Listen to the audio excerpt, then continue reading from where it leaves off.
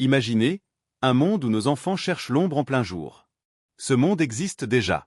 La crise climatique n'est plus lointaine, elle est ici maintenant. Mais il y a de l'espoir, si nous choisissons d'agir.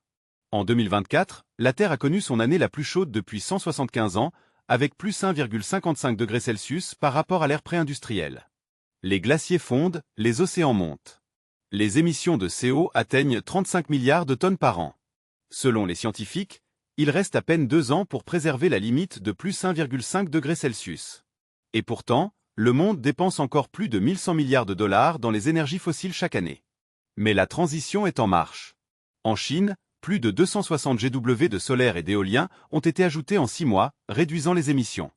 Au Royaume-Uni, la production solaire a déjà dépassé celle de toute l'année 2024, alimentant plus de 5 millions de foyers.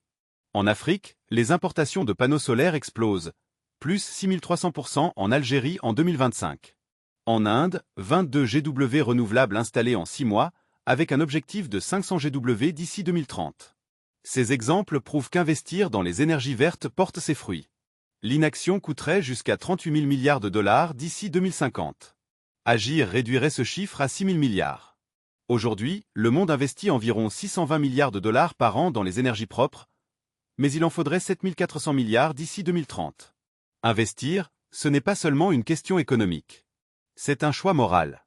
Chacun a un rôle, citoyen, entreprise, gouvernement. Imaginez un monde où nos enfants respirent un air pur, où les terres restent fertiles, et où les villes deviennent durables. Ce monde est possible, mais seulement si nous agissons dès aujourd'hui. Le vrai coup, c'est l'avenir. L'investissement vert n'est pas une option, c'est une nécessité. Merci d'agir.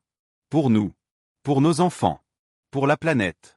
Et si vous avez apprécié, abonnez-vous, partagez ce podcast et au prochain numéro.